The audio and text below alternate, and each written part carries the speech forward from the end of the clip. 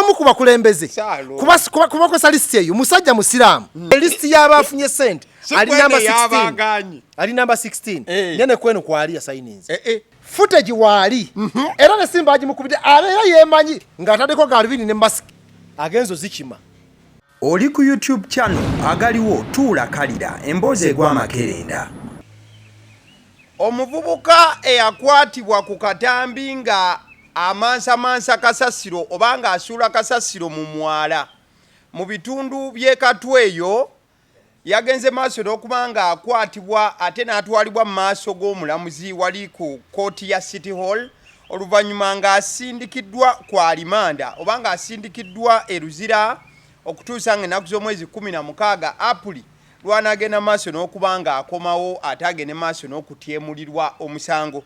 Omukulu ono amannya ge amatuufu amanyiddwa nga Katende Ronald yeeganye omusango guno newankubadde nga yakwatibwa ku butambi era yasabye omulamuzi akkirize yeeyimirirwe asobole okudda eka alabirire mukyala we asulirira okubanga azaala wabula bino byonna yagenze maaso n'okubyogera nga buteerere okakana ng'atwaliddwa ate emikono gye gitawemera ntungo mu buufu obwo.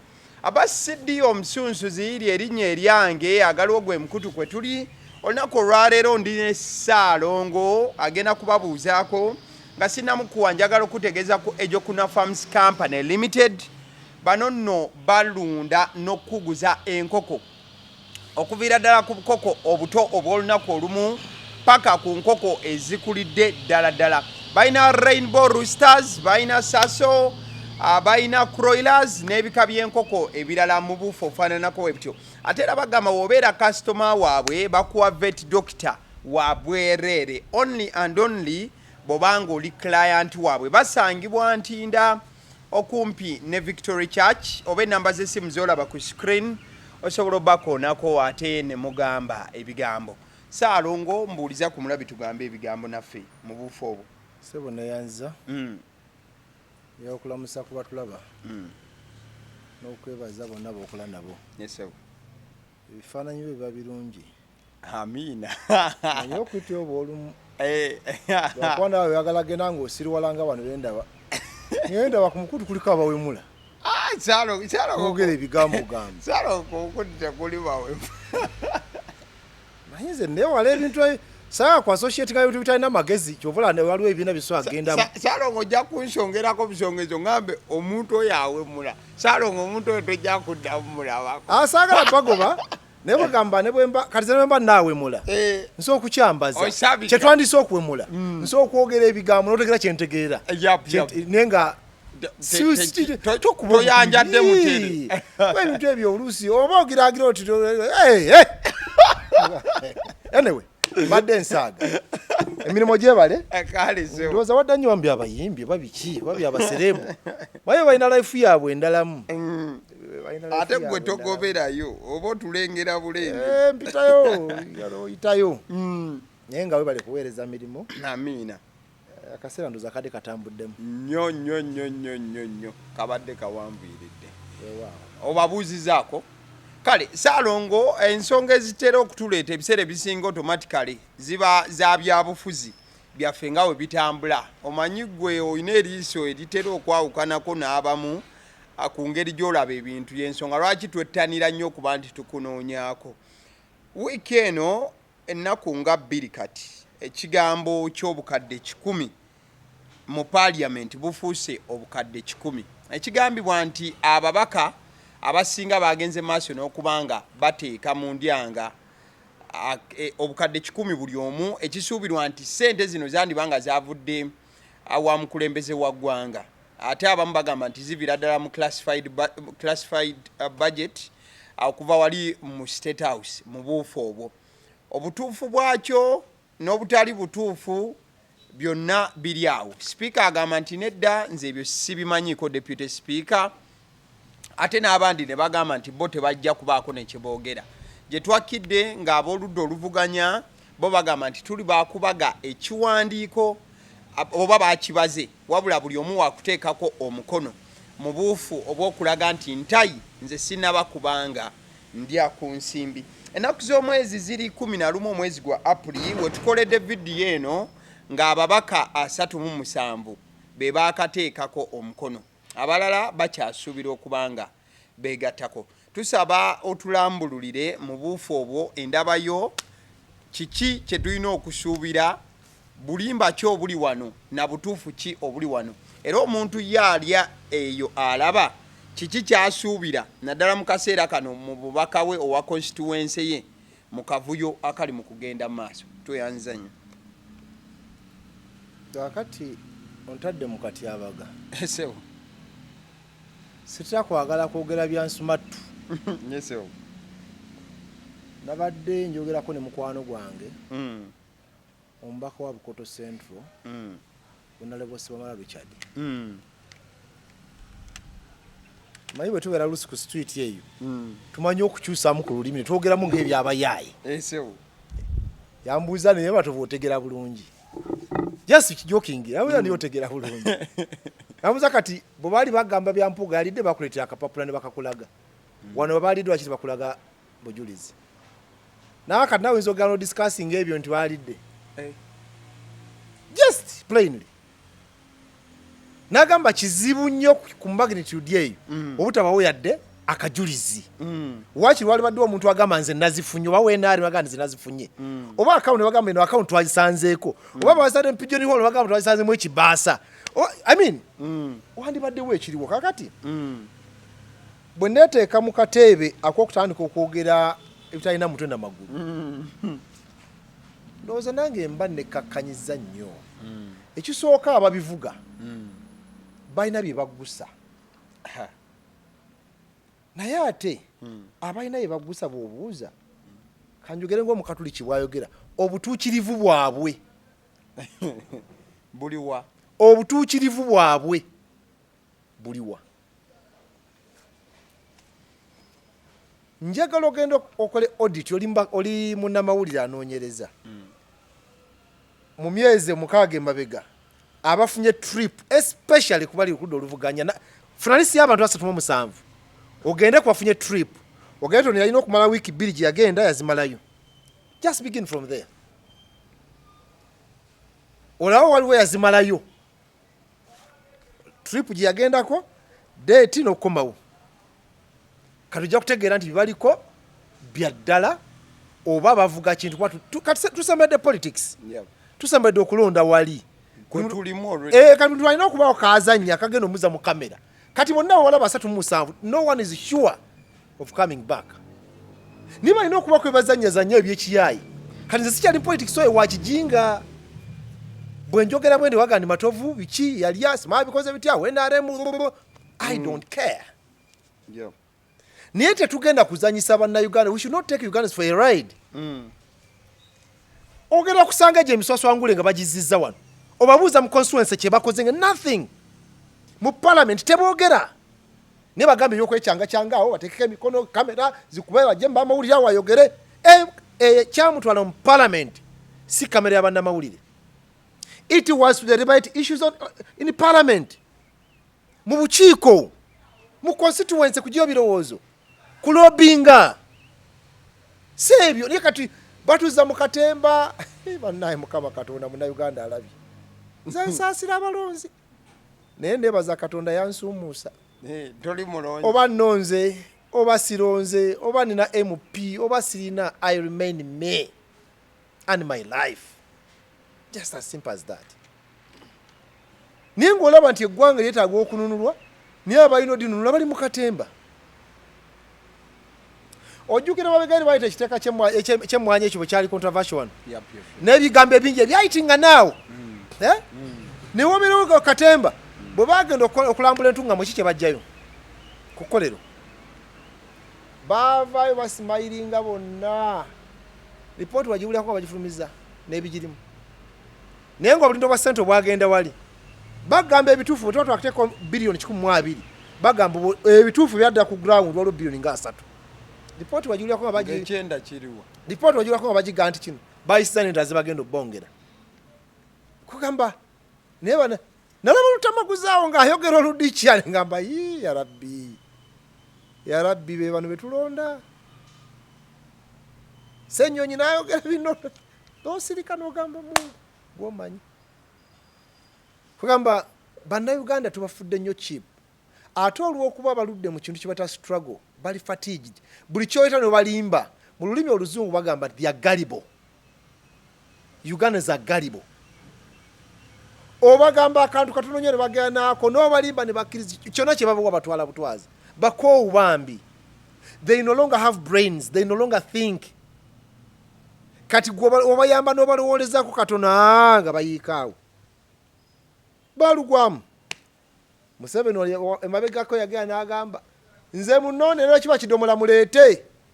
Kasa munatukira atuka mu parliament bwe tuba tuteesanga asumagidde bwe tunatuwa okulonda n'awanika omukono nze kye njagala. Oli mwana muto soma bw'obijjukira ebyo. Museveni abyogera. Naye jjo ly'abalontu twakirabye taking umbrella. They were not taking people. They were taking umbrella. Now they bali in parliament bonna beewogomye. And they are there.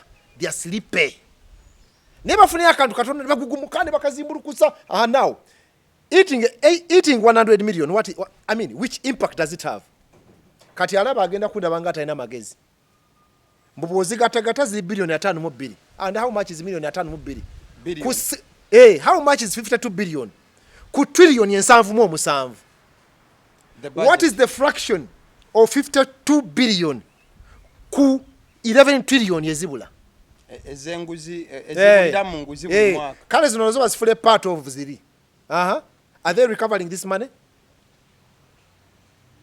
Era bazisa mu budget bazisa classified. All right? Yeah. Budget classified. Mwai Museveni bamwa donation ziri mu 300 billion. A billion bisatu za kugabako bugabi. Bwaba yakuteko billion 5 n'agaba. Is that wrong? Mu classified awebwa obuwumbi. Recently, yasaba waliwo mabigawo yasaba ko 285 billion. Classified. 285 billion classified. Mu official budget ne bamuwa 130. Ne bamuwa donation 120. Za kugaba obuwumbi. Ziri classified takubira kizigenda kola. Nezo okugaba nga ziri open to 120. Nasaba billion bisatu za kugaba. Office of the President enezo okugaba. State House enezo okugaba. Ni total ngoli mu billion bina kugaba. Ate muzisa mu parliament openly.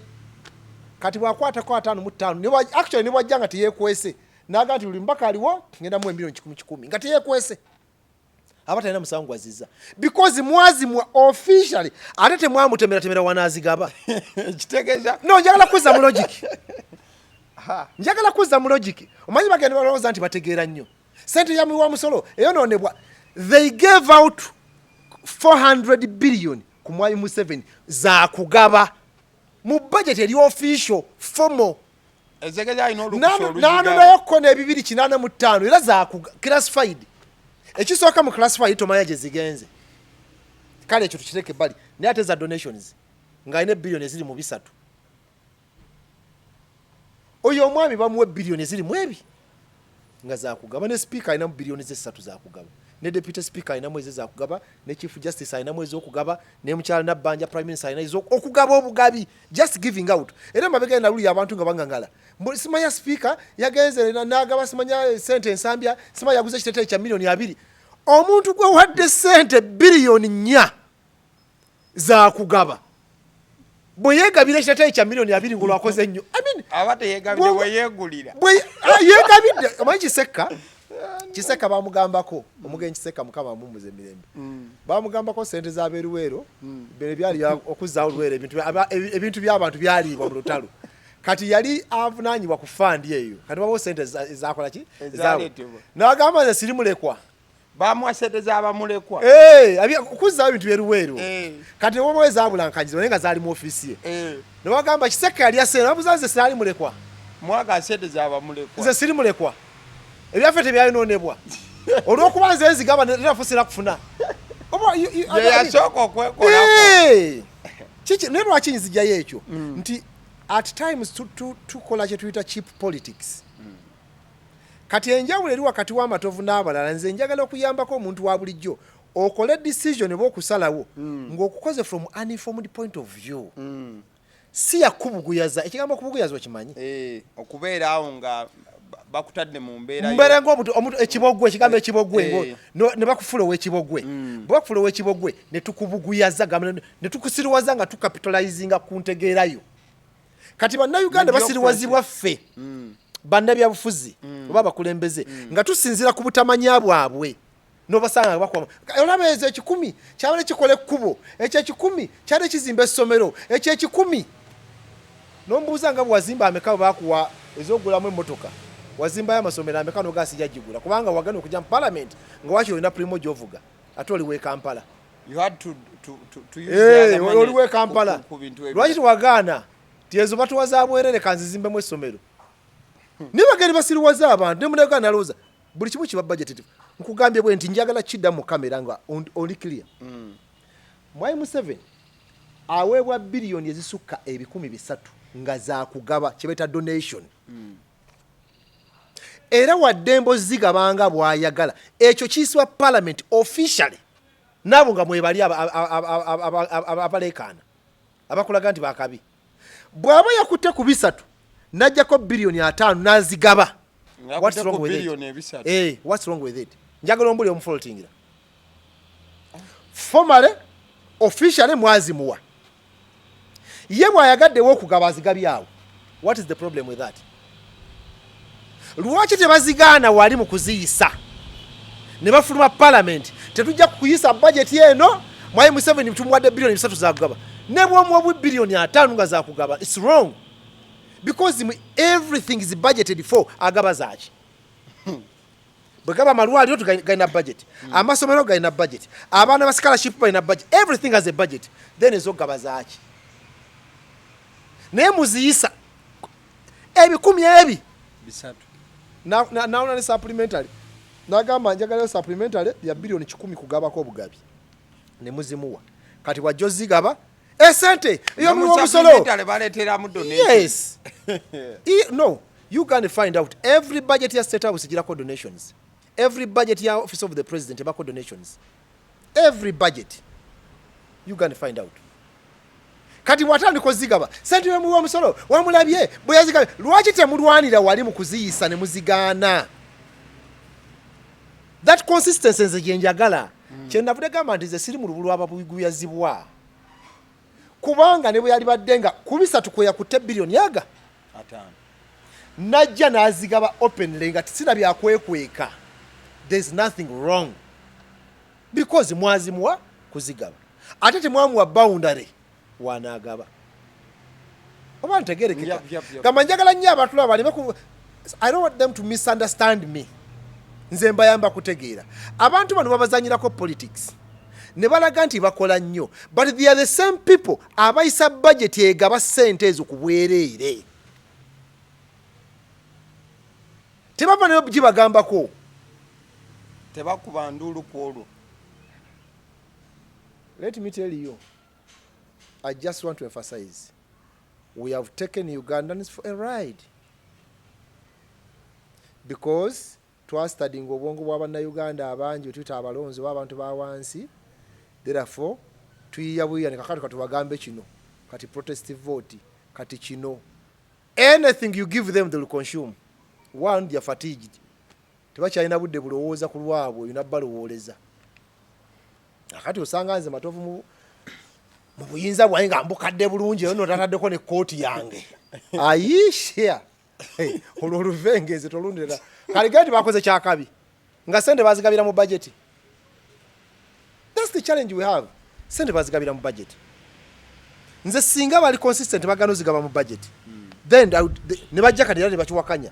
I have no problem. Yep. But walioshi gayo gani Matovu tumwadda akawumbi kana agabako tombule bwana agaba wensanga basi ne mocha ekikumi wensanga ne mwayo lukia ne mwasatu agenda manse sente azimansa ati mwampa za kumansa za kugabula chibata donation kiregeza kugaba nga bwenjagadde ndi waddembo okubanga mpita ku street nesanga malaya ne mocha yo milioni 5 kati andabye nga nziga agenda gabira malaya sente. It is okay. You gave me money to give that money out. Donation, gift. Ndi kumukwenda bazinye na ayawula bulungi alina akabina n'ensima kwata otegeera gaba donation donate. You understand? Yeah. There is no boundary. Omwana ina kasimairo kalungi no mwochayo. Tiagenda agabira abakazi sente. Azono ngate mwampa za kuonona. Za kugabula. The actual meaning of donation is kugabula. Mwayi musewe ntumwa bilioni 3 agende nga agabula. Kati bwatani kugabula nti atayo nezo mu musoro mwamwaza achi. Ntiuna agabula. Kati ate singata zikaba. Kati eteka munaka ni mu bya government ate zibunyo. Ate bwatazigaba musango kumukwata. Budget. Watch what environment. Singa twalocate nze wano sente bilioni 3 za kugaba. Gwe ifo kyo zigaba. Nozikwata oba nozikola muki. Ganga tozigabye bugabi. Nozikozesa ebirala. Ebitali bya kugaba. Omukyala bamutagira dini sali. Kati bamuzake bali yali PS wa Minister ya Trade yeyo. Waliwo ekizimbe kibali baagala okumenya bazimbe w'ekirala. Nenga kigenda kutwala bilioni eziwera. Kati meanwhile nga bakimenye nga balina okupangisa ku kizimbe kya Sudiru. Nenga bagenda okukola mu bilioni nga 5. Zibagenda okupangisa ku kizimbe kya Sudiru. Meanwhile nga bazimba kino. Nga ate bilioni 4 ate zimala okuddabiriza kino kuba kyetaaga kuddabiriza buddabiriza. Emirimu ne gikwajja n'akola ekyo anti yagwira mu parliament. Environment. Ne bamuyita. Yagwira mu parliament.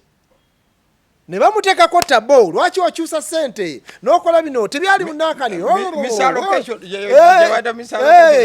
kakati environment kati okyusizza nga Mwai Museveni abiyingidde mwambuha baba mulobi mugaganda ye mwe mutegeera bulungi omukazi ya saving government sente ate mutadde ku kikaliriro naye munanga omanya ko batakutadde era bafuna gye bamukwasize walala nenga obuzibu bwali buvudde Sudiru alina okufuna sente ziri azimulemeseza abadde bagenda okulya enjawulo ku contract endi y'okuzimba ekizimbe abalemeseza as mu rehabilitation but the building was strong olaba ekizimbe kya development house waliwo abali bagenda okukikolako omupango bakimenyewo naye bagenda okubala nga kye bagenda okuzzaawo kigenda kuba kinafu okusinga kino bwe kiri for the next 100 years.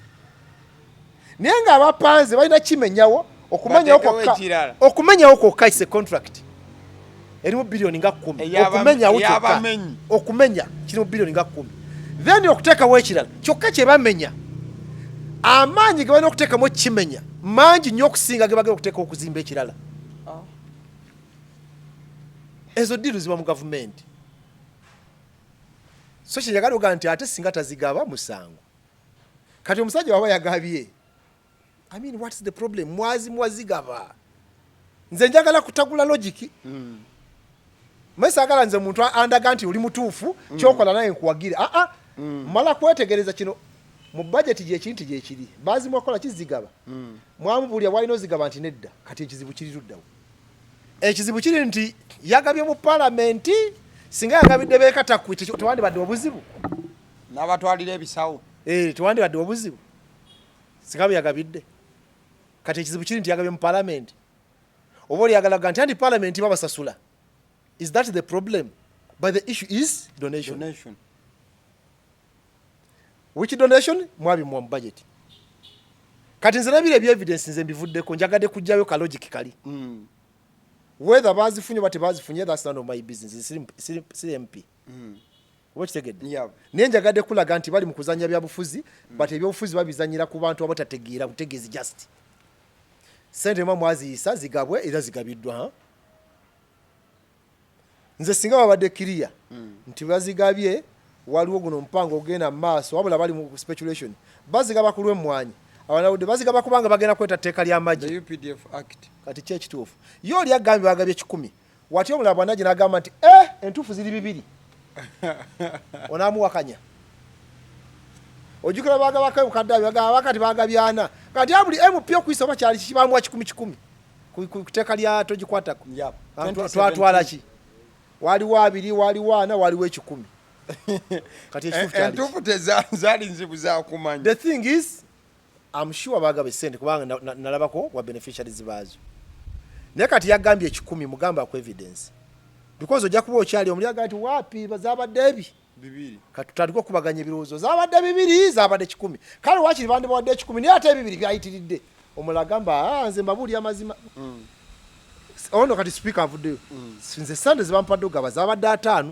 kati nga debate ekyuka kale 5 kale naye bibiri kyokka 10 naye 5 nyingi bandi bawadde 5 logic jengeza ko kujiyo bogitegeera nti tuogera ebintu to provide design evidence but you want to cause debate and you are wasting my time debating this stupid stuff. But that is what the audience is. But nze change si debate nze ku sente bafunye tebafunye balina zifuna tebalina zifuna because ekyo bana Uganda twakimanyira parliament politics is business. Yep. Parliament politics is business. So all the when chigase parliament politics is business. And politics kanono kakulu politics as we speak now in Uganda is the most lucrative business where you almost make no losses. You just give it time. Mu Uganda ngo tuogera kati ebyobufuzi business ekyasinze okufuna jota kolya muna loss ochwa bwika time amagoba go nobo gafunye.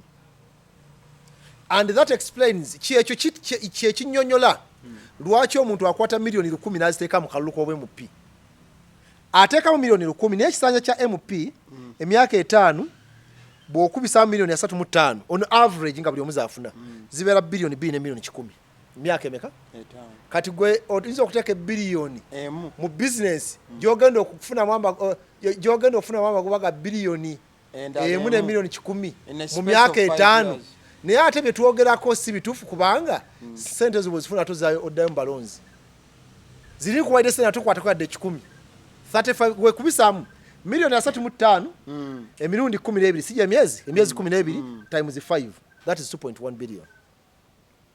Kadole kimutesa bilioni enamba kiki mu myezi 3 bwatuka alina kuba ku moto kati bwatuka eri business giveeko tewali business ejenkana wano tenalabwako wano mu Uganda era abasinga obugagga kati si bano basuubuzi kubanga abasuubuzi boga nti bagagga baganda ekizimbe kya muhozi kyekizimbe kya utafire kyekizimbe balina babituma tumaawo sigambye nti byenyogedde bibatuufu ne babituma tuma bana byafuzi eri esomero lya Kataha kiri kya Museveni kiri kya mwala wa Museveni otegedde kiregenza nti ab'ebyobufuzi era gigakulukutira kati gobamu nosigala omusuubuzi ow'emisolo ow'ebyobufuzi wa misolo kati nze bwe mba wano ne banjokyayo 10 tekuba musolo n'ogwandi bampe kuti yange nenjiteeka wano ntolako mpola ate omusolo ngusasulirawo pozi ku VAT wa 18% tuli kyengula aba byobo ogenzo gula naye oguli direct nti basale 30% pay as you earn kuki kuti yange mba ne wano ntolako butozi bwengira bwenyanika kawe bayisaayisaka akeeyo bafuira keddagala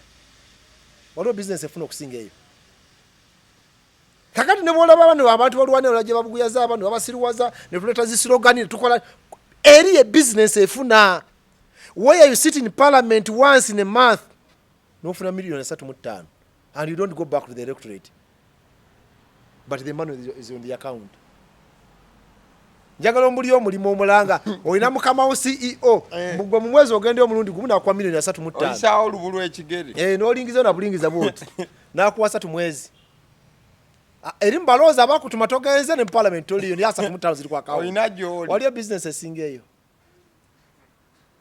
ne bagamba ati kakati gwokoze ka patent egwe need mwina ababaka ati buli mwaka tujja kuokyanga bilioni 5 n'ekitundu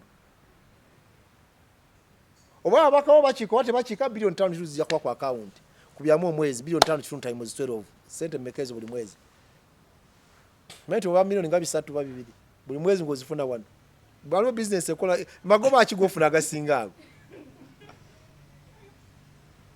nti buli mbaka wa parliament gofuna ku mutwe okugirako milioni nkaaga gwoba oli bulayo oba oli ludda for as long as you have a parliament 60 million right run you not omuntu ofuna abaka bangi as a political party buli mbaka girako milioni nkaaga kati saasira abalonzi bo bamanyi bya ddala era ze manyi okudda wano emabegeri bampisanga mweggayo nasooka nenyiga yakalwaki babeera banvuma nga mbabuulira amazima paka nategera nga nedda tebategeera butegeezi kesa bategeera tebategeera butegeezi n'ekijjako engalo neŋŋamba nja basomesa paka nga bategedde buli mubaka parliament agirako milioni nkaaga ku mutwego. A political party gets 60M. Kati wano need tulina ababaka kwa twakaforminga party. Naye singa tufuna ababaka 10 ze milioni 600 buli mwaka kati gwe kubisaamu emirundi times 12 sira abadde calculator kati ezo sente akufuna calculator gibale olwo luba lukaaga ati lukaaga divide by 12 buli mwezi mmeka walo milioni ngana mutano kati ezo sente baba baziwa political party kukola kujebaza kuba nti yaleeta omubaka mu parliament mbuzi zibayambeko okukola grassroots naye abamalozi zikuwanga bagati kulaba nga olinnyeeyo njagala muri party ina grassroots activities bazikuwa ne bagobayo ate ne bagobayo ezenge zobeere nazo bera ne sente zaawo bwe munywaka akachaayi bwe mutula mu boardroom meeting bwe mutesa ebyekiyaye kali n'ababaka boofunye ngo bagamba namwe njagala munjo kye yagaaga wano mu need njagala agaaga buli mwezi ku musaala gwo abaka bali 10 milioni 5 kyogamba ogwo si musaala gwa muntu wane Kampala CEO wa company kakati oye politics omutuufu bwe mbanyonyola ni politics kulya na komba sowani ali bagamba mulabe bikiyaye but that's the reality era ze ngeragenda mu kalulu insha Allah ngenda kagendamu naye bwe babulya bituufu era bwe nababulya ko ne banyima akalulu nabagamba 210 kaga ni bakanje ate bagenda kuwa kati ngenda babulya ebyaddala ngenda babulya ebyaddala ngenda bagamba nti ebituufu limba uliriza sagala kulimba ababulira amazima kasinyirira yogera amazima sinyirira I told you already nyina position ki mu Uganda ebyo bufuzi nti banondako oli Ssalongo ndi Ssalongo lebo Ssalongo bunyiriza ne oyina abaka parliament gwoteekaawo ne yegomba okubeera Ssalongo than okubeera member parliament ebizibu ayina bingi ali stressed kyokka muvubuka muto ogwo nalaba nga alaje bamuyita mdundo wenasa ono bagambye yabba akasimu wala yabba akasimu awo bani waliwo omuvubuka awo yabba akasimu alajana ayina amabanja siba abantu ala mu kooti simane ndiwa nakama kuja bawe yaja that is stupid nonsense teyagalangako kati kyogamba tiyegomba kubeera Ssalongo amabanja gamulimbulago kyogamba tiyegomba kubeera Ssalongo yagala kuluno bamuwe agayam agenda aliyeko no akili yalinge bambi kati watabeera Ssalongo n'akita anyirire nganze okudadde buku no sikudadde osanga member of parliament nga musiwu ufuna okusinga Ssalongo so you rather be a Ssalongo than a member of parliament so abantu mabu njabagamba nti kakati manyi nti luliwe najja ekisooka banga ndi muto nenda tegeera sayina sente bobo ina sente eche kati bayagala kwatula kwera kiria nera kati asijja bawa tulina kutegeeragana mumpe ekisooka parliament babyakuteesa okwogera nkumanyi nja kusobola okuteesa naye ekisinga obukulu yakufuneko kasente tubeko bitugattagatta wano tube nga tushiyalinga nfuna mukola balobingire nfuna mufuna enkola entuufu nfuna mufuna esagera ndia tukitwalira wamu nyina mbaka gwenyina mu kyali wange bakuba yekala agaba sente agaba nnyo kyekizibu kyayina bamwita Sebamala ye bwagenda mu constituency mugenda alunga alina milioni 6 ne mala wiki 2 nga ziweddewo naye ababulya amazima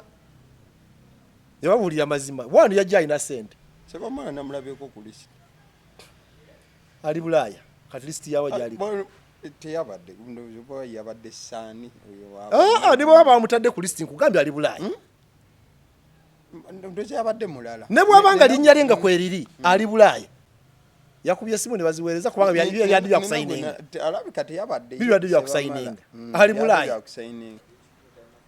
kwade kabantu 37 sofa abakasayinga ali Bulaaya kyogamba asayiningide Bulaaya oyo semulala bali muweerezanga lwasegirinya nasayininga ayina kuba mulala akati abantu munyonyolegana obulungi nebyokubalimbalimba tumayi ali liberating the country ani abagamba liberating freedom bichi akugamba ebyo omusanga akukusena ekikumi kakati bichi omusanga alina ebisatu wali kati abantu berakire bagee banne mind mulangu ndiye nesoose guno gukyatuyinze ni muno busatu so busuuzaayo tubusuuza bwe tuleeta kene tubusuuza bwe tuleeta kiri kiti ekyo kikola tekikola bubagamba tekikola ng'obaleka ng'obesonyiwa wala omusajja wamwita Richard Lumu ali mu parliament kati akiikira yali agala okulonda opposition Lumu 2016 yesimbawo naye twali byagenda okwesimbawo yangamba ngenda genda kwesimbawo Musere kyali abadiko kansala ku LC5. Nagamba abantu njagala bakiikirira. Nina byenjagala bakolera. Ninange bampa obukulembeze mbikole. Bwate bamupade sijja bikola. Naga ate njagala balaga era genda mu kalulu nkabasabe mbanyonyole byonna sijja beegayirira. Bwe nakanyima ennaku ebizo nga bakanyimye njagule motoka empya ate nzije njivuge ngeri ku namba mpya eriko njivugiremu amazima ga Katonda mugule yakikola. Yakikola nagula UBC njeru Ronaldo nga bakamummi nabaga mwaddeloza nonya sente za mwendi munako kati ogwaddako oyo namulabeko mu lukiiko ogwaddako olwaba opposition ogwaddako kalubaka muwadde ogwaddako kitali mu parliament bakoze eki bakamuwadde era bwogenda eva kono politics we Kampala abakoledde yasaini bye yali ayagala obbawa yabibawadde somera abatayeddeyo eddwaliro abayisiza mitwakita birimi erimi amakubo biki basala zibawadde abikoze ekyo kibaita obukulembeze so nze bwenzijo bagamba nti bambi mukkirize mbakiiki naye mumpa obukulembeze mwene mugamba toli wa kibiina kino mala kubeera bwoti that is stupid obuweereza bwengenda okuweereza mpeereza mmwe si kibiina level ya Uganda gye tuliko tunatuuka mu bibiina level njagala kwera categorically clear level gye tuliko because ekibiina kiba n'enteekateeka entuufu okay kyetuna manifesto wenna omubaka alondeddwa n'otambulya mu ekyo kanjagala ombuli ekibiina wano naye naaremu batalina nteekateeka nnuŋŋamu leero bakugamba PDM mu lulimi yoga leero kino bonna bagaggawale tebayina bakyusa slogan kitegeeza omubaka wo bw'olonda omubaka omufu era mufuna bifu bw'olonda omubaka omutuufu era mufuna bituufu kati nzijagala banyoyo abagende mune mwategedde nti mukkirize mumpa obukulembeze n'ebiro ebintu mbisobola eri byebyeri ebyokwogera mu bindekere naye wane waffe mulabye mutya mumpe tugenda tuteekanye tugira ntufuna wali ne tugira wano tutambule tuzimbe force enaakola bimwagala waliwo ebintu ebisobola okukoleka nze nakoma okukozesebwa emyaka mingi kemabega naye nyinza okugamba nti mbaddewo nga neeyagala kitegeera naye bwe nali nva mu byokkozesebwa nali ngenda mu byabululu wabawo abanvuma kituufu decision yali mbi okusulawo omulimu ngene ebyobufuzi ate ne siyitamu kati awo eba yali nfu kuba eri yali gambling wali ozaala naye ate yazaala be naleka ku mirimu egyo bangi ate nga bansaba wano yakubiddeyo muganda wange oyinza okunfunira $5,000 abaana bannemye fees alina n'abaana abantu tebaagala kuzaala kale ate gwe olina 10 naye bonna bali mbisulo bagenda gwe atalina muki kikyenjagala okudrivinga point gyengeza kujjayo nti tugenda tulowooza nti okuba structured in that line ye success eno gavumenti mbi era nze omuntu ayagala okunzijako akabasa you associate me with NRM ne bwe tuba ku share nonga nti Matovu waidde oba oliwo NRM wano nyinza n'okukuwemula nga bano abamu b'endaba nange ekigambo nkisa mu kamwa ebyaddala because I don't think I will ever and I've never associated with NRM in terms of politics. Nga abantu, of course, we tukolagana like any other Ugandan. But when it comes to politics, I don't like their policies. I don't like their government. Sibagala. Sitebabera nko bakyali bange mu bulamu bwange ne bwe nakula nga ndi mwana muto. Jjajjange banyumyange ebyobufuzi banyumya bya DP. Taata banyumya bya DP. Oba kitegeera. Banyumya bya Buganda nze byenkuze mmanyi. Actually ndozanze nazaalibwa ndi opposition. Era sinza kulima mu nakera bukezi ku machane Ssalongo opposition. Wajjo oli opposition. Kuvanga ndi muto. Nyinza okubulya nti we nali ndi mu myaka I was 16 years. 1996. I was 16 years. Naye nakula nga ndi muwanvu.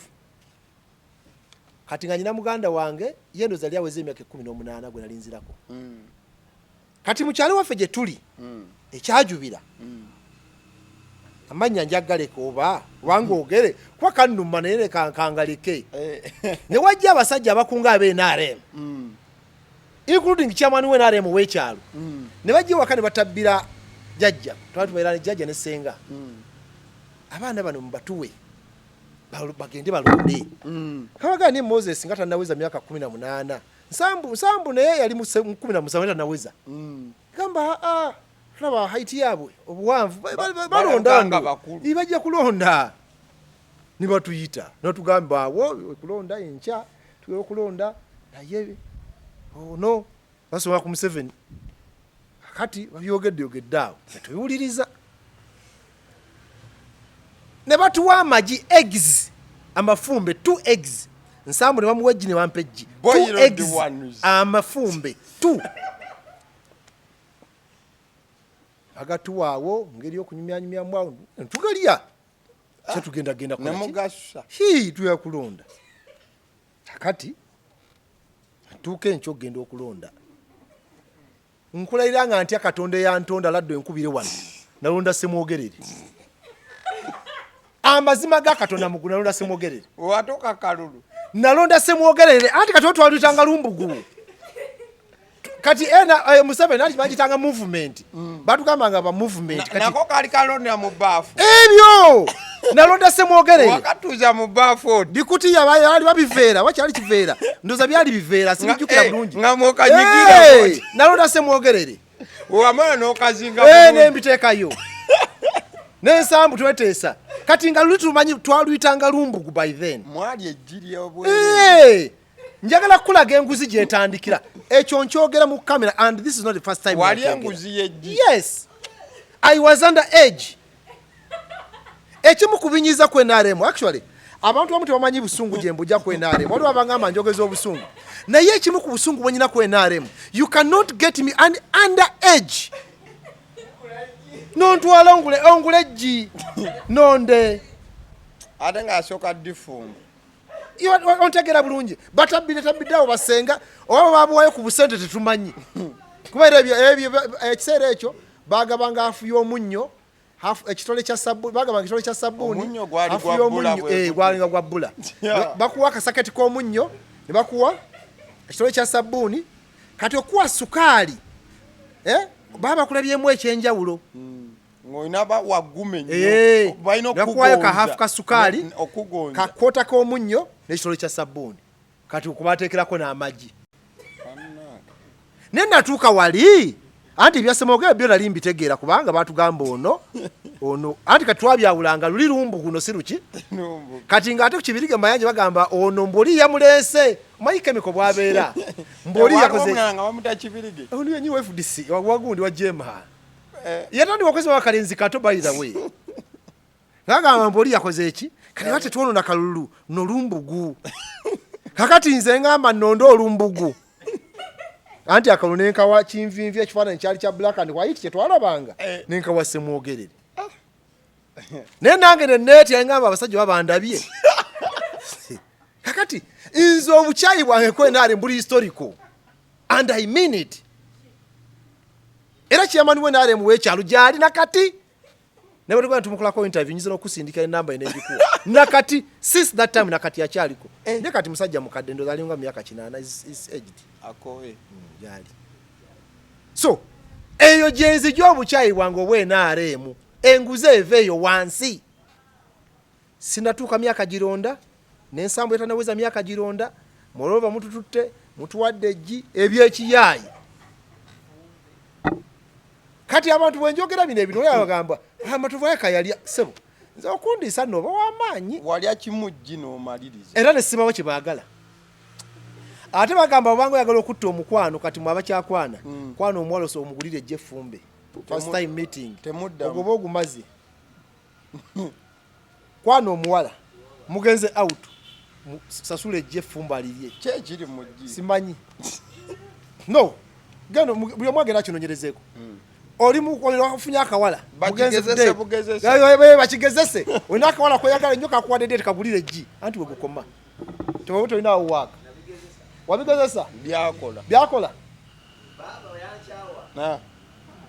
Ssalongo so nze lwolo yange njagala bannayuganda mabulire amazima bankyawemu akatundu naye bamulo byetegereza balaba nti mazima genjogera saagala bannabyabufuzi bajje batukoleko ebyobufuzi ebyekijinga ebyobulimba kubanga banonya political capital nze njagala balwanirire ssente mu budget zireme kubeerawo oba babasinza amaanyi nakuwako ekyokulabirako ekyowekitiibwa Ssemujjunganda yali ku floor parliament nga alwana bajjewo omusolo gwa paraffin bajjewo omusolo gwa diesel ne petrol sinje 10 okijjukira n'amati za parliament bonna abagamba nti yera abagamba nedda abagamba ye guveewo okay ne bayimirira nga be bangi speaker n'asirika bwati n'atunula bwati n'agamba nti abagambye gusigalewo be basinze obungi watch the decision yani the nays have it okitegedde watch the decision yaki niye ng'olaba nti alwanye kati yo bwajja nangamba nti ezo naganye I will listen to him because publicly akikola ku floor parliament everyone saw it and the results netuziraba nebivaayo niye sente oziyisizza muzimu wadde azigabe atandise ozigaba otandika kutunyumiza wezi esente z'omuwa omusolo bwe mwali muziyisa ali nga temwagala sente z'amuwa omusolo wate zaali z'amuwa omusolo. That is cheap politics. At all, that kind of politics is not going to liberate this country at all. Because we are nachigwanyiz. People are not real. People are not genuine to themselves even. Era nzibatono nyiwa nebyafuzi benso okugoberera. Muni mubenda babwenti osirika n'omulabanga yerege ebikyano gamo na era kyagusa. Nako ezo nyina gwe nalabanga yogera ku mataba mu Kampala. N'agamba ono omugagga yagalese ne mutunulira nti ne ntunula bwenti ne ngamba omugagga yagalese ne natete yagalese bwayisa eneyo kizimbe yagatwala nakawa ne nsirika yagatwala wali ku Forest Mall ne nsirika ne kuba ina kyagusa ajja kugamba kiri nawe ogambe kyekyo so banaffe abana bazino program mutwategereze nze Matovu sina mulimo gwa government gwe nina nze ndi muyayi wa street ndagana amakoti ga kiyayi tuyiya buye ntubaawo tugatabuga bintu byaffe ne tuli bakagubiru nze for me when it comes to selling myself sina business by the way osolo kunyinyonyola n'enkola ebikyamu nga tompadde sente kasogira mukoyeri ankugule tistoina wa ni ato osolo kunyinyonyola n'onkozesa ensobi Otagade nganguze ndohoza iroko sensobi nebo jeresere Matovu tukuwe mmeka obushungu we buva Allah akbar kabir au zabika Ssalongo nga tumaliriza ngenda kuza mbyobaddemu but kikola for the interest ey'omulabi opposition olunaku lw'ejjo nga bavuddeyo ne bagenda maaso n'okwekandaga ne bagamba kino tekisoboka era ne bakola ekiwandiiko ekyabadde kiraga nti bo beesamba obukadde 10 na buli yenna yabufunyeeko tebali naye bafulumiza list oba ku kiwandiiko ekyo ba attachinzeeko list nga buli wa opposition ayinogenda maaso si opposition yeka wabula buli muntu agamba nti saafunye ssente ezo ayinogenda maaso n'okubanga ateeka erinnya lye ku list eno. List eno egenda kubeera significant etya naddala mu kaseera ke tulimu embeera y'ensimbi zino waliwo kyesobola okuba nti etaatira n'okubaako kyonna kyekola nti nno abasajja bakoze lisi bakoze bati nabwe bati ne wabaawo ekyenjawulo ekisobola okubaako ekikyuka oba ekisuuzibwa oba akasente ne kakwatibwa ne kaddizibwayo gye kaavudde mu buufu. Awo tutandikira okugambye kale ne bw'ozizzayo era zaakugaba kubanga budget mwagisanga zaakugaba era ne bw'ozizzaayo zaakugaba logic nebozizzayo era zakugaba kwa budget zizavuddemu yakugaba tewasobola kubaawo allowance y'omuntu okusayininga ku kipapula ekyo naye nga ssente ezo yazifunye kyebali okubuuza nti ekyokubiri eyasayininze ziba tezinajjabuzi kati ne bazimuwa n'azitwala kyekiddako era totegedde ekisooka ssente zakyama omanyi tu debating ebintu ebiri tullo ssente zakyama kati let me tell you ssente zakyama buli omba mwokyanga bamukoze ki bamusanze right era nze njazifuna mulozi Francis kwali ngenesa niyo kukiwandiika nemera kubeera mawulire kuzogerako zivumirira kati nze njagala buli yasayininzeeko azivumirire ojja kulaba nazivumirira ajja kubanga aba kubanga mulimu abasayininze wali kubanga amigali namba 16 ku list y'abafunye sente ali namba 16 at least kulis list y'abafunye sente ali number 16 ali number 16 nene kwenu kwalia signings amazima ga Katonda mugulu. That was information I got yesterday. Ku list y'abafunye kwali wabula ate ne kuyabagamba ndize sizaga ya signings waliwo omulala omu ku bakulembeze aba list eyo omu ku bakulembeze ba list eyo footage wali era ne Simba agimukubide era yemanyi kano kateme mukatambule omu ku bakulembeze musiramu omu ku bakulembeze kuba ko list eyo musajja musiramu yagenza okufuna sente kabanda namukuba Jake ngatadeko galubini ne mask akama frajinga genda okola interview ku David Kabanda ku David Kabanda yamugambi kakati ate bino byozze mukitegeza untabikiririzamu kale atu acha atadeke enkofira ne nanka ne mask ne da sente za fazireke genda okola interview ku David Kabanda musajja musiramu yomu ku bakulembeze ayogera nnyo genda okola interview ku David Kabanda footage wali kamera agenzo zikima tebazi muwadde nalyoka akawa ne list ndoza giyavudde eyo tukoine list musajja musiramu genda okole interview ne reference njikuwadde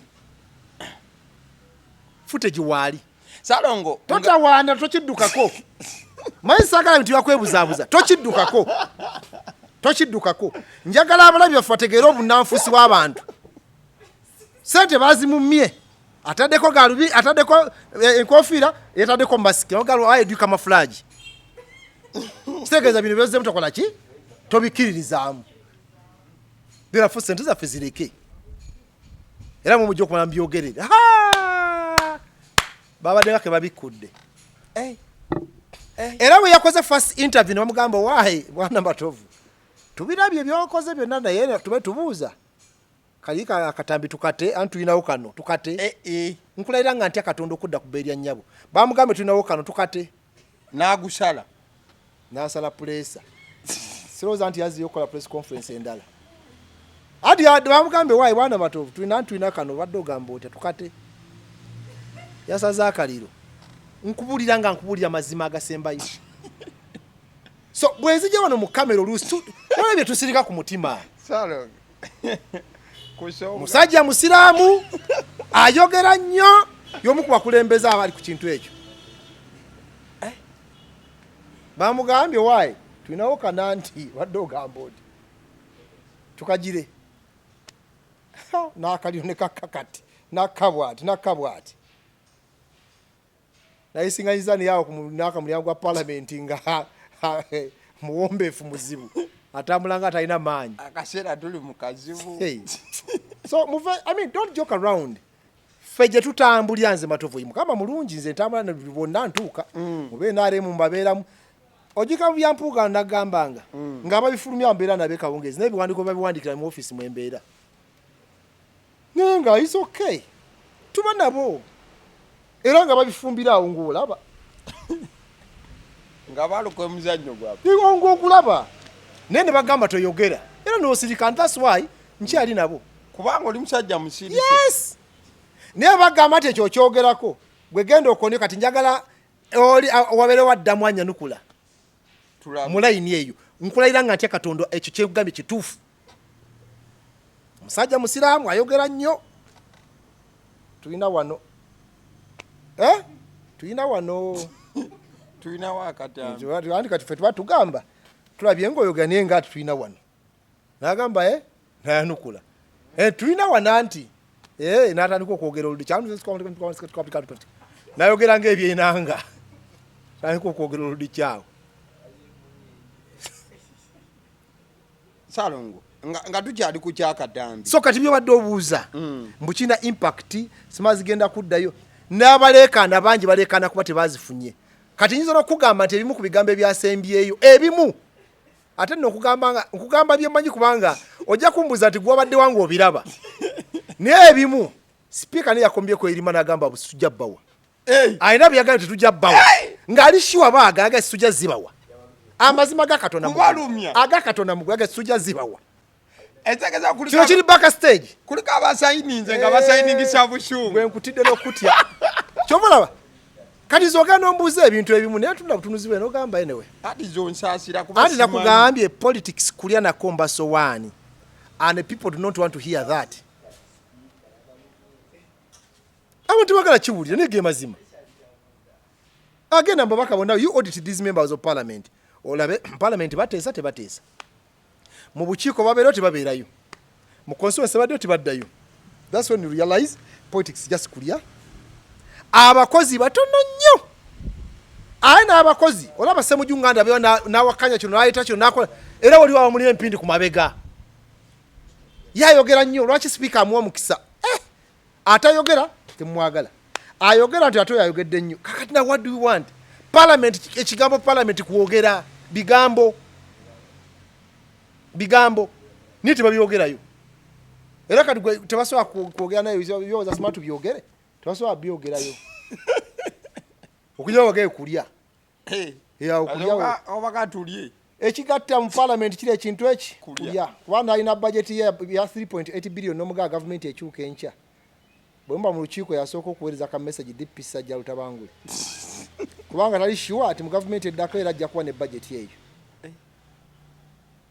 waliwo alina budget ya 3.8 billion gya running mu financial allowance ez'enjawulo alina special privileges naye ne muteesa nti government eno egwa mu gwa mukaaga takkiriza kubanga tali sure naddala nga government egwa tagiri mukono mu kugwa kwayo tasobola akkiriza egwe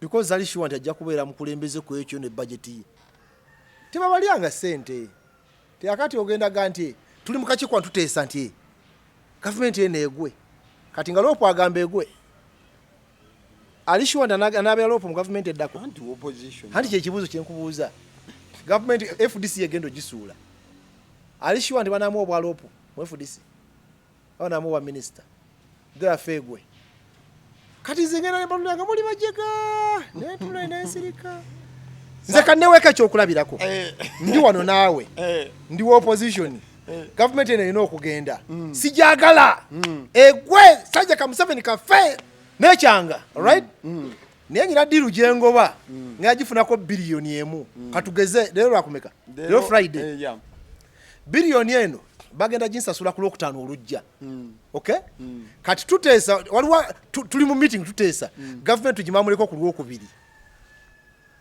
nga biliyoni yange lisinagifuza tugimamuleko ku Lwokubiri njagala oyogere mazima mbwemba nammwe nga tuteesa nga twogera mazima nyinza okuteesa ebituufu egwe ku Lwokubiri nga sinafuna biliyoni eri no njagala abatulaba newadde nga nze ekyokulabirako ndi wa opposition ndi wa mutawaana nnyo government eno nagikyawa nnyo sijagala naye nyina akalimo kengoba bagenda kunsasula biliyoni yange miliyoni 10 Olwokutaano olujja akawumbi kange bakampa Olwokutaano olujja kaka tuli mu lukiiko luteesa lugamba government eno ku Lwokubiri tewona oba ku Lwokusatu tesuka lwakusatu kyonna kikiri bino tuli mu kuteesa nga mundaba nammwe kyekube mu mutima bwe mubanga mwenze ndi mu lukiiko luteesa egwe ku Lwokusatu nyinza okukkiriza egwe nga tebasasudde kawumbi kange ku Lwokutaano gwokimanyi nti bempereza message nti government nga twagambye egwa Lwakusatu okimanyi bagamba nti bagambye egwa ku Sande sayida tibangwiramu bangwa ku speed bakikole ku Sande baku Mande ereme kugwa bataakiriza kwanga sikkiriza kutuuka Lwakubiri luli mbagamba abasajja bagambye ku Mande government tesula kubanga ino ofune biliyoni yange ku Friday oyina okutega ebijinji oba ntegerekese gamba njagadde kuwa projection njagadde kulaga munnabyabufuzi gw'oyina ne byafuna vis-a-vis byayinza okufirwa government ekyuse Matovu ndi wano ndi wa opposition mumpulirize bulungi ndi wano ndi wa opposition right naye tukkiriza nti okusula government eno twetaaga tugamba abantu bajje ku kkubo bookye ebizimbe bookye petrol stations zonna eziri wano e Kampala ne Wakiso tukozinge anarchy alright njagala mumpulire bulungi naye nze ali omu kubali mu meeting muno nyina petrol station yange ekyengera n'endala eri maybe bwayise okay Naye nyina mu akedi.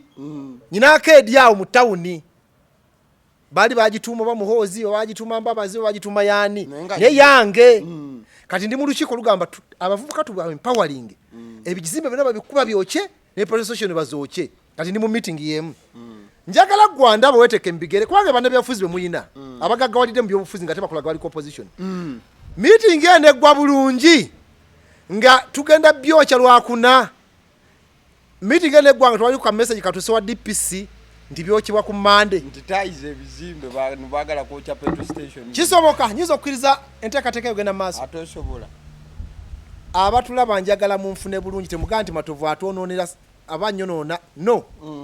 Njagala mubere clear mutegere kyentegeeza. The kind of politicians we have but extremely selfish to the extent they don't want this government to change or to fall. Era bakubaka luwa ka chama 90% in parliament yao they would vote for a status quo to remain. Era wayizo kugamba wachi tumaleke ekisanya kyaffe. Soke tumaleke ekisanya kyaffe government eri okegwe. Nga batulu. Kubanga wali abatalishwa nti anadda kati ataso okuloza mwe mpyaso okusindikinga. Ne wano nga akyatambuza akawewe bafuna 35 buli mwezi. Nti ategwa makati wano. Ngachana n'amabanja galina okusasula. Ngegwa. Ngate banje bakyamubanje naye tekavera mu amagezi naawe. So nze mbwadde ekifaananyi. Nina petrol station ekyengera nenda leri bwayise. Nina akedi mu kibuga. Ne tugamba tuleta abavubuka boche ebizimbe byonna ne petrol station. Nezange zigendere mwani anansasula. Government eddako wali wanansasula gutwatesiza naye. Oyina kibuzo kyogata ku kiri kyo badomboza. Njagala gattaawo ekibuzo kyakati. Nkwadde projection entuufu otegere mu ndabya bufuzi. Kino ekibuzo kya Mbozi ya ku street but nkigatta wali. You would excuse me. Akatambi ng'obadde oyogera ku butambi. Leader of opposition yatadde akatambi akabadde kalaga ababaka abamu nga bayingira parliament mu matumbi g'obudde obw'ekiro. Ngako already ke kabadde nga evidence esookerwako okulaga nti ababaka bano bazze mu parliament ne bagenda maaso n'okuba nti nno bajjawo omusimbi. Kati bw'otunuulira mu bantu baffe engeri gye bareactinzemu katambi ako abasinga bagamba nti tekisoboka sente zino ziteekebwa ku account na biki kati ffe mutuweere ddala akatambi nga kalaga ensimbi n'ebiringa ebyo. Nze kusabye evidence kati nze gweyogera naye nze ndi wano Kampala utukola interview ntuli Lubaga ne bwenva wano ngenda ku parliament nyiza okuva essaawa nyeze ekiro. Era nyina abaka parliament mikwano gyange nawe bomanya abamu. Tumanyi okuba ssaawa emu atungira mu parliament tugende tukube agabozi gaffe oluusi tulina betugattagatta nyingirawo n'abenaremu manyi okuyingiramu n'aba opposition nyina mikwano gyange of course bangi nga munabyabufuzi yes. Nabadde kikunyumizaako nali mu parking awo nga tulimu ne honalebo Sebamala tuyimiridde mu parking nga tulaba bajja by then bali kuteeka ki sente bazigabira mu basement ya parliament bazigabira mu basement naye nga tuti nangamba oyo omulabi nayingira nava ne kibaasa nayingira nava n'oguveera oguddugavu kati si buli alimu nti aba agenze kunona sente kyokka ate nga bangi bagenda ozinona aye nakutandikidde eri n'aboogera nabo bazifuna. Ekyo tubabaya kulimba tebabalimba mmwe abatulaba natandise nkubuuza you go and audit their trips ze baafuna naku ze baamalayo ne sente ze baafuna. Teri mubaka parliament mu parliament ya Uganda atafunanga ku sente za bwerere. Nkiddamu teri mubaka parliament mu parliament ya Uganda atafunanga ku sente za bwerere. Oyo taliyo. Era 90% basifuna mu trip. Asaba trip ya naku 14 nagenda male naku 4. Allowance ne bajimusasulu ya nasasulu obwanje bwayina. Tebo babubbi. Nzira amuse buwampise kumbuza tebo babubbi. Buba bukulupya. Mbere bulungi. Kali mwebale nnyo tubadde ne Ssalongo. Ne waliwo akalake nirabidde. Naye bavuma ko jange. Nagamba bembogo ebanzaala. Esebo. Naye bavuma ko jange. Sentamu Churchill. Mtabani wa chairman Nyanzi. Guild president owechenda momo. Bana abana bali misguided. Bano baba blog baba chiba foot soldier they are misguided. Right? Oli omwana ali independent. Mumuleka kuze political career yete mugirinyamu. is the guilty president of Makerere University when asomera. When you are guilty president, bw'oba guilty president, osisinkana omuntu yenna mu capacity yonna. Ate kye bayita obukulembeze. Tujjewo byobufuzi eby'obukyayi n'okutandika obisiga mu baana. Buli muntu alina political career ye ne gy'agenda. Tuleme kulowooza tuli omu alina kulowooza kye tulowooza. Nandiyagadde nnyo buli munnayuganda ng'ali mu need naye nkimanyi tekisoboka. Kati olwokuba toli mu need sijja kufa naawe. Omwana mumugyeko oluvenge. Kojjange guilty president, kola emirimu gyo with due honest, mu birowoozo byo, be well guided, execute your work. Leave the noise makers. Do your work, build your political career. Buli omu Katonda alina bwe yamuteeka ne gy'agenda. Tetugenda ffenna kubeera bafeeri yange abajegere nnyo aboogera. Tebalina mirimu gye bakola, omwana ali mu kintu kya kizimbye, baali ludda wanga ng'ali mu kulwanira ebifo bye. Kugamba tuleme kutandika bantu bateeka ku luvenge. Mu drugs ebyobufuzi byammwe eby'obukyayi, naye atandika endoza naye ku university abaana batandika okwekutulamu. These are young boys and girls. Betulina okubuildinga. Tobateekamu kawuukuumi kubanga gwe n'aboogera ekyaboogera ebingi banoonya bo kyayo. Bali ku mwana bavuma. Bayina ekyanyiizizza. Buli muntu omuleke akkiririze mu kyakkiririzaamu. So akonjagadde okayisaawo. It was very important. Nabitunuulidde ne binyiiza. Omwana omuto mutandika muti omuteekako oluvenge. Nendaba ne guno ogusajja ogukulu guvaayo gungangala bungangazi. Oyogera ku mutabani wo.